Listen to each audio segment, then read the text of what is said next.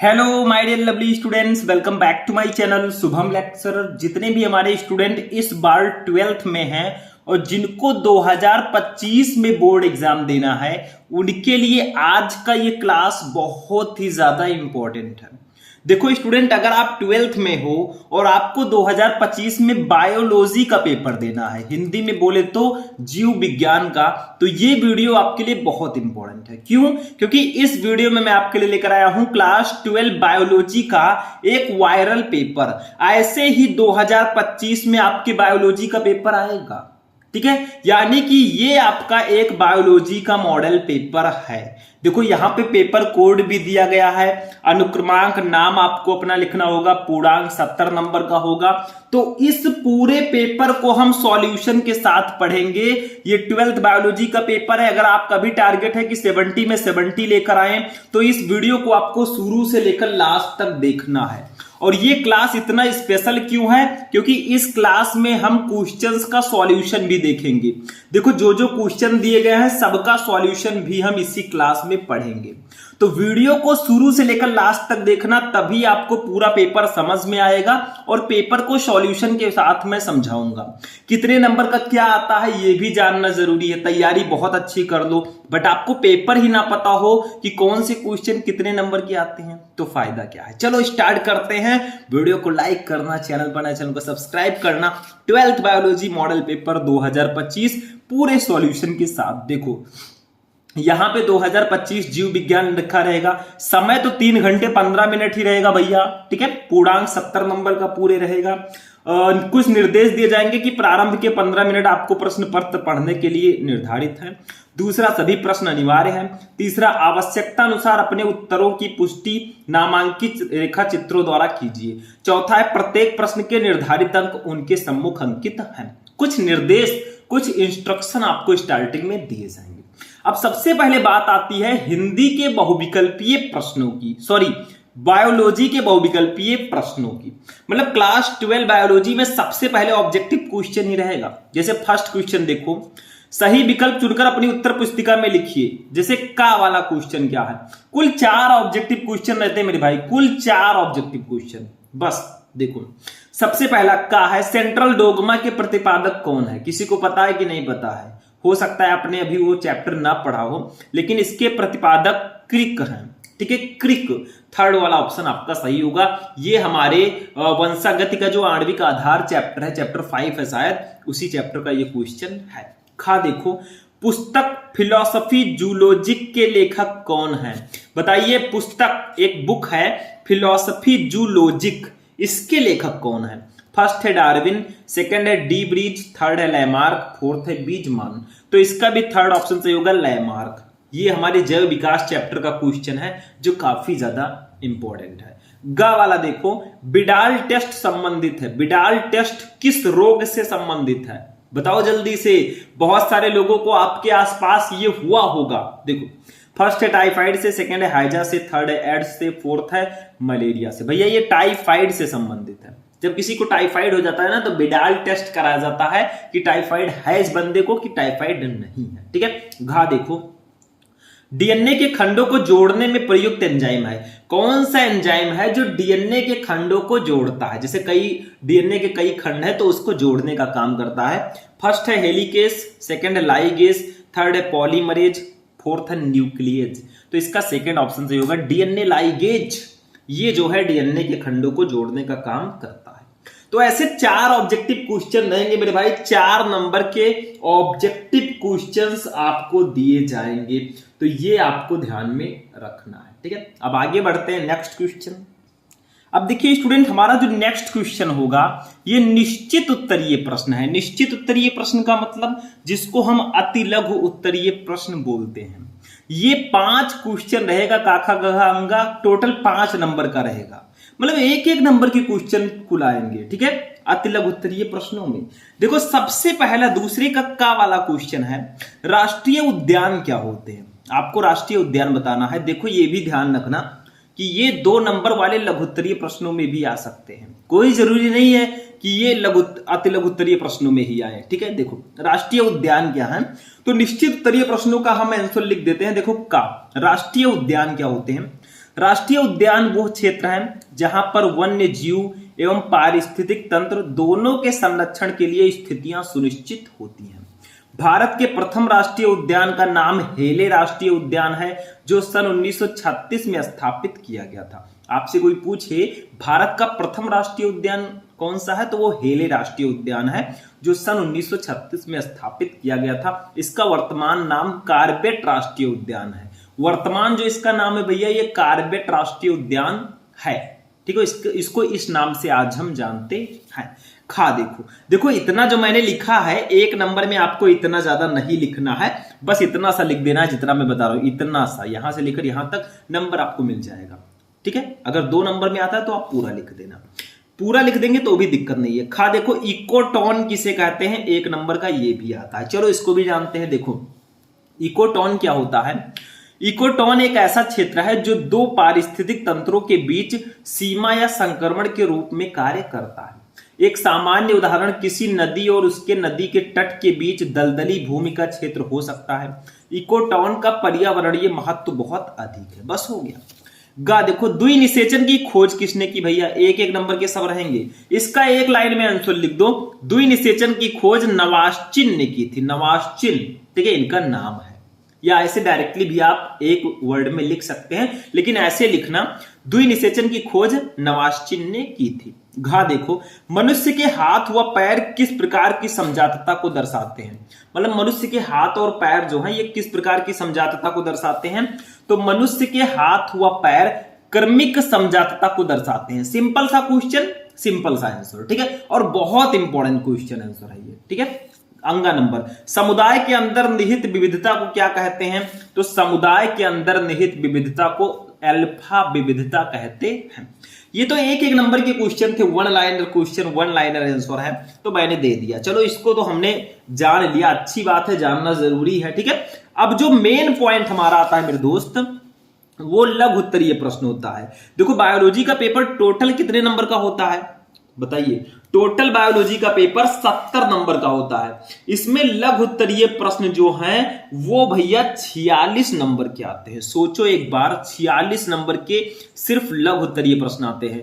2 number वाले जो लघु उत्तरीय प्रश्न है वो सिर्फ 5 क्वेश्चन रहेंगे, 10 नंबर आपको मिलेगा। लेकिन जो 3 नंबर वाले लघु उत्तरीय प्रश्न अभी आएंगे, ये भैया 12 क्वेश्चन रहते हैं, 36 नंबर आपको दिए जाते हैं। यानी कि दोनों लघु उत्तरीय को मिलाएं तो आपका 46 नंबर होता है। तो इसीलिए अदालत इस नतीजे पर पहुंची है कि आपको सबसे ज्यादा ध्यान लघु उत्तरीय प्रश्नों पर देना है। अत लघु उत्तरीय प्रश्न तो 1-1 नंबर के आते हैं, उससे हमें कोई बहुत ज्यादा बेनिफिट मिलेगा नहीं, लेकिन उसको भी आपको पढ़ लेना। एक दिन बैठो, खत्म कर दो, काम खत्म। देखो 2 नंबर वाले लघु उत्तरीय प्रश्न आ गए हैं। तीसरे का है, उल्ब वेधन पर टिप्पणी लिखिए। What is amniocentesis? उल्ब वेधन क्या होता है? देखो उल्ब वेधन होता क्या है समझते हैं। ये हमारे जनन स्वास्थ्य चैप्टर का शायद क्वेश्चन है, उल्ब वेधन। देखो उल्ब वेधन एक ऐसी तकनीक है जिसके अंतर्गत माता के गर्भ में से एमनियोटिक द्रव का कुछ भाग सीरिंज द्वारा बाहर निकाल लिया जाता है। मतलब एमनियोसिंथेसिस एक ऐसी प्रक्रिया है जिसके अंतर्गत कोई माता है या फिर कोई गर्भवती महिला है, उसके गर्भाशय से एमनियोटिक द्रव का कुछ भाग सिरिंज द्वारा बाहर निकाल लिया जाता है। जो सुई होती है उसके द्वारा बाहर निकाल लिया जाता है। इस द्रव में फीट्स की कोशिकाएं होती हैं जिसके गुणसूत्रों का विश्लेषण करके भ्रूण की लिंग जांच, आनुवांशिक संरचना, आनुवांशिक विकार व उपापचयी विकारों का पता लगाया जा सकता है। और सबसे इंपॉर्टेंट बात, इसको निकाला क्यों जाता है गर्भवती महिला के गर्भाशय से? ताकि उसको निकाल कर उसकी जांच की जा सके, फीट्स की कोशिकाएं गुणसूत्र का विश्लेषण कर सकें और लिंग की जांच कर सके, लड़का है या लड़की है गर्भ में, जांच, आनुवांशिक संरचना की जांच कर सके, अगर कोई आनुवांशिक रोग है उसका भी जांच कर सकते हैं। ठीक है, तो ये इसलिए ये करने के लिए ये होता है। अतः इस जांच प्रक्रिया का प्रमुख उद्देश्य होने वाली संतान में किसी भी संभावित विकलांगता अथवा विकार का पता लगाना है। देखो इस प्रक्रिया को इसलिए लाया गया था ताकि कोई बच्चा मान लीजिए पैदा हो रहा है तो उसमें पता चल जाए कोई रोग तो नहीं है या आनुवांशिक विकलांग तो नहीं है पहले से। ठीक है, लेकिन कुछ लोग इसका मिसयूज कर रहे हैं। ठीक है, इसका दुरुपयोग कर रहे हैं। मतलब वो क्या कर रहे हैं, इसको करवा के वो मेल और फीमेल का पता लगा ले रहे हैं कि लड़का होगा या लड़की। और लड़की होती है तो उसका अपॉर्शन करा देते हैं या फिर उसकी सफाई करवा देते हैं। ये सबसे बड़ा अपराध है। देखो अभी आगे होगा, ठीक है, जिससे माता को गर्भपात कराने का आधार मिल सके। किंतु आजकल इस तकनीक का दुरुपयोग भ्रूण लिंग ज्ञात करके मादा भ्रूण हत्या के लिए हो रहा है। मादा भ्रूण के सामान्य होने पर भी गर्भपात करा दिया जाता है, क्योंकि अभी भी हमारे समाज में पुत्र जन्म को प्राथमिकता दी जाती है। ऐसा गर्भपात एक बच्चे की हत्या के समतुल्य है, अतः उल्ब वेधन पर कानूनी प्रतिबंध लगाना अति आवश्यक है, और शायद लगा भी दिया गया है अपने इंडिया में, ठीक है। तो ये ऐसी प्रक्रिया है जिसमें हम एमनियोटिक द्रव को निकाल कर उसका पता लगा सकते हैं, कोई रोग तो नहीं है, लड़का है या लड़की है, सब कुछ हम पता लगा सकते हैं। इसको बैन कर दिया गया है, क्योंकि लोग क्या करते हैं, मेल या फीमेल का पता लगा लेते हैं, लड़का है या लड़की, और लड़की होती है तो सामान्य भी होती है तो उसका अपॉर्शन करा लेते हैं, जो कि बहुत बड़ा अपराध है, ठीक है। आगे बढ़ते हैं, 2 नंबर कंप्लीट हो गया। अब मैं क्वेश्चंस को बताऊंगा भाई, सबका आंसर इसमें नहीं देखेंगे, थोड़ा इंतजार करो, थोड़ा इंतजार का मजा लीजिए। इन सबको मैं कुछ सब सारे क्वेश्चन का मैं आंसर दूंगा आपको, बस आप लोग सपोर्ट करना, वीडियो को लाइक करना, चैनल को सब्सक्राइब करना, और मैं आपको बायोलॉजी का अगर आप लोग चाहते हैं मैं क्लासेस देता रहूं तो सपोर्ट करो भाई। सपोर्ट नहीं दिखेगा मैं कैसे आपको क्लास दूंगा। खा देखो, जीएम फसल क्या है, इसकी कोई एक हानि बताइए, 2 नंबर, ठीक है, ये मैं आगे आपको बताऊंगा। गा देखो, मानव जनन तंत्र का स्वच्छ एवं नामांकित चित्र बनाइए, मतलब ह्यूमन रिप्रोडक्शन सिस्टम जो होता है इसका स्वच्छ एवं नामांकित चित्र बनाना है। आपका सेकंड चैप्टर मानव जनन है। मानव जनन में नर जनन तंत्र और मादा जनन तंत्र 2 ऐसे चित्र हैं जो बहुत इंपॉर्टेंट है, उनका फिगर भी बनाना आपको आना चाहिए, और कौन से पार्ट कहां होते हैं, क्या काम है उनका, वो भी आपको आना चाहिए, क्योंकि विस्तृत उत्तरीय प्रश्नों में ये आता है। घा देखो, नव डार्विनवाद पर संक्षिप्त टिप्पणी कीजिए, 2 नंबर का। अंगा आरएनए अंतरक्षेप वनोन्मूलन क्या है, 2 नंबर। मतलब 5 क्वेश्चन रहेंगे लघुत्तरीय वाले, 2-2 नंबर वाले, 10 नंबर आपको मिलेगा मेरे दोस्त। ये 2-2 नंबर वाले थे। अब मेन जो हमारा है वो 3-3 नंबर वाला लघुत्तरीय प्रश्न है, इसको समझना होगा मेरे भाई। 3-3 नंबर वाले लघुत्तरीय प्रश्न 36 नंबर के पूरे आते हैं, तो जानिए, ठीक है। देखो चौथे का पारितंत्र के जैविक घटक कौन कौन से हैं, 3 नंबर। देखो ये पारितंत्र चैप्टर का क्वेश्चन है, अभी शायद आप उस पर पहुंचे हो या ना पहुंचे हो, लेकिन ये बहुत इंपॉर्टेंट क्वेश्चन है। पारितंत्र के जैविक घटक कौन कौन से हैं। खा, जन्मजात रोग क्या है, ये मुख्यतः किन कारणों से होता है, ये भी बहुत इंपॉर्टेंट क्वेश्चन है, 3 नंबर। गा, पॉलीमरेज श्रृंखला अभिक्रिया क्या है, इसके प्रमुख चरणों के नाम बताइए, 3 नंबर। घा, जीन उपचार क्या है, इस तकनीक का प्रयोग किन 2 स्तरों पर किया जाता है, 3 नंबर। मतलब 4 क्वेश्चन थे चौथे क्वेश्चन में, 3-3 नंबर के, 12 नंबर आपको मिल गया। अब 5वां क्वेश्चन जो है भैया, इसमें भी 4 क्वेश्चन रहेंगे 3-3 नंबर वाले। फिर 6वां क्वेश्चन जो होगा उसमें भी सेम प्रोसेस। देखो, प्रतिरक्षा अनुक्रिया क्या है, प्राथमिक एवं द्वितीयक अनुक्रिया में विभेद लिखिए, 3 नंबर। खा, डीएनए को पोषक कोशिका में प्रवेश कराने की कोई 3 तकनीकें बताइए, ये भी 3 नंबर, 1+2 रहेगा, ठीक है, 3 नंबर। गा, पर परागण क्या है, पादपों में इसे सफल बनाने हेतु कौन सी युक्तियां पाई जाती हैं, 3 नंबर। घा, घा का फर्स्ट है डेयरी उद्योग में प्रयुक्त सूक्ष्म जीवों पर संक्षिप्त टिप्पणी कीजिए। सेकंड है उत्तेजक तथा विभ्रमक के प्रभाव में क्या अंतर होता है, 3 नंबर। मतलब 4 क्वेश्चन रहेंगे 3-3 नंबर के, यहां पर भी आपको 12 नंबर मिलेगा।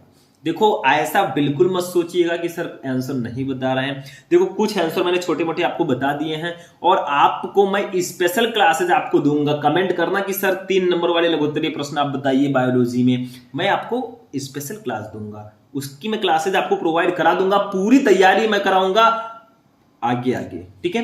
धीरे धीरे सब करेंगे, पहले पेपर पैटर्न को समझ लो, कैसा क्वेश्चन आता है, किस प्रकार के हमें क्वेश्चन ज्यादा पढ़ने हैं, किस पर ज्यादा फोकस करना है, ये सब जानना जरूरी है ना। कि आप सब पढ़ते जा रहे हैं, 3 नंबर वाले को नहीं पढ़ रहे हैं, 1 नंबर वाले और बहुविकल्पीय को केवल पढ़ रहे हैं, भाई क्या फायदा है। बहुविकल्पीय और अतल गुत्तलीय मिलाकर कुल 9 नंबर के आते हैं, तो थोड़ा इन पे ज्यादा ध्यान देना है। 6 का अब 6 में भी काखा काखा 4 क्वेश्चन रहेंगे 3-3 नंबर के। मानव में त्वचा के रंग की वंशागति पर टिप्पणी लिखिए, मतलब जो हमारा स्किन होता है इसका कलर कैसा होता है, इसकी वंशागति क्या होती है, इस पर आपको टिप्पणी लिखना है। खा, पारिस्थितिक पिरामिड क्या है, ये कितने प्रकार की होती है, किस स्थिति में उल्टा पिरामिड बनता है, 3 नंबर, बहुत इंपॉर्टेंट है, पारिस्थितिक तंत्र पारितंत्र का क्वेश्चन है। गा, पुनरावर्तन सिद्धांत क्या है, इसके प्रमुख तथ्य क्या है, 3 नंबर, ठीक है। घा, लयमार्गवाद क्या है, इसकी प्रमुख अवधारणाएं क्या है, जैव विकास चैप्टर का क्वेश्चन है, 3 नंबर। 4 क्वेश्चन रहेंगे 3-3 नंबर के, 12 नंबर के क्वेश्चन आएंगे। ठीक है। और इस मामले में हमारे विस्तृत उत्तरीय प्रश्न भी ज्यादा पीछे नहीं है। विस्तृत उत्तरीय प्रश्न भी पूरे 15 नंबर के आते हैं मेरे भाई। तो लघु उत्तरीय के बाद सबसे ज्यादा जो आपको पढ़ना है वो विस्तृत उत्तरीय प्रश्न है, फिर अति लघु उत्तरीय, फिर बहुविकल्पीय। ठीक है, ऐसा आप लोग एक ऐसा आपको बनाना है रूटीन कि आप लोग पहले लघु उत्तरीय प्रश्नों पर विशेष ध्यान दीजिए, उसके बाद में विस्तृत उत्तरीय प्रश्नों पर, फिर अति लघु उत्तरीय प्रश्नों पर, फिर बहुविकल्पीय। देखो बहुविकल्पीय प्रश्न एक दिन में आप कंप्लीट कर लेंगे, अति लघु उत्तरीय प्रश्न भी आपको 2-3 दिन में पूरे चैप्टर का लगभग कंप्लीट हो जाएगा अगर मन लगाकर पढ़ोगे तो। ठीक है, बाकी लघु उत्तरीय पर ध्यान देना, पढ़ना पूरे साल अभी समय है। विस्तृत उत्तरीय प्रश्नों पर आते हैं जो लॉन्ग क्वेश्चन है। 7 नंबर क्वेश्चन देखो, लघु बीजाणु जनन पर टिप्पणी लिखिए, यह गुरु बीजाणु जनन से किस प्रकार भिन्न है। 5 नंबर। ये हमारे फर्स्ट चैप्टर पुष्पी पौधों में लैंगिक जनन का क्वेश्चन है और बहुत ज्यादा इंपॉर्टेंट है मेरे अकॉर्डिंग। ठीक है, तो इसको पढ़ लेना, नहीं जानते तो अथवा लगा है। निम्न पर टिप्पणी लिखिए, फर्स्ट है बीओडी, सेकंड है पार्यतंत्र में ऊर्जा प्रवाह, थर्ड है की स्टोन जातियां। इस पर टिप्पणी लिखना है 5 नंबर। दोनों में से कोई एक आप कर सकते हैं, ये तीनों लिखना होगा, ध्यान रखना, क्योंकि एक इसी के अंतर्गत आता है, तीनों पर टिप्पणी लिखना है। तो इसमें विस्तृत उत्तरीय प्रश्नों में सबसे अच्छी बात यह है कि आपको ऑप्शंस मिलते हैं। मान लीजिए ये क्वेश्चन आपको नहीं पता मेरे भाई, तो दूसरा कर दो। ठीक है, अगर ऊपर वाला नहीं पता तो आप दूसरा कर दो, सिंपल सा है।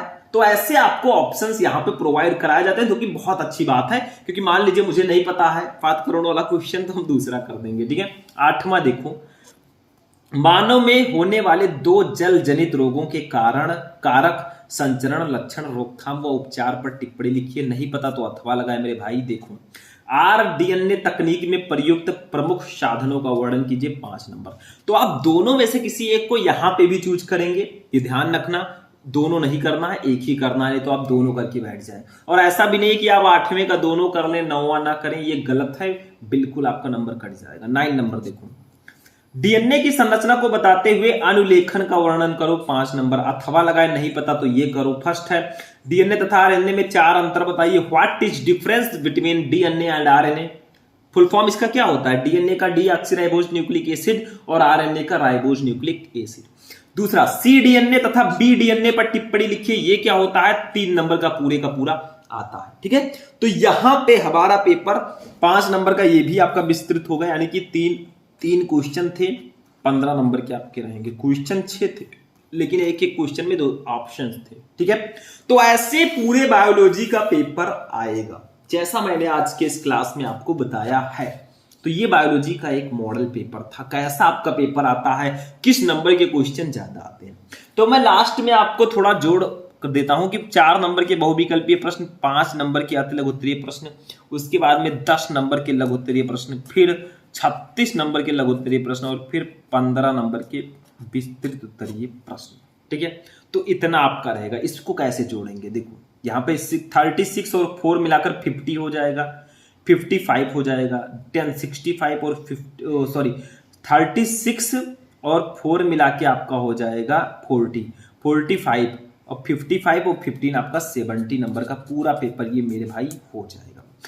ध्यान देने योग्य बात यह है कि आप लोग लघु उत्तरीय प्रश्नों पर विशेष ध्यान दें, और मेनली आपका 3 नंबर वाला जो लघु उत्तरीय प्रश्न है, इसको बहुत अच्छे से पढ़ना है, ये आपको ध्यान में रखना है। ठीक है, मैं ये नहीं कहूंगा कि किसी को ना पढ़ो, बहुविकल्पीय को पढ़ना सबको है, लेकिन जो ज्यादा नंबर का आता है वो तो जाहिर सी बात है कि आप ज्यादा मन लगाएंगे उसमें, बिल्कुल लगाना भी है। ठीक है, ज्यादा मन तो लगाना पड़ेगा, क्योंकि नंबर हमें बहुत अच्छा लाना है। तो आज का ये इंटरेस्टिंग क्लास हमारा यहीं पर फिनिश होगा। अगर आप लोग चाहते हैं कि ये जो पूरा पेपर है इसका पूरा सॉल्यूशन मैं लेकर आऊं, तो कमेंट करना, वीडियो को लाइक करना, चैनल को सब्सक्राइब कर लेना।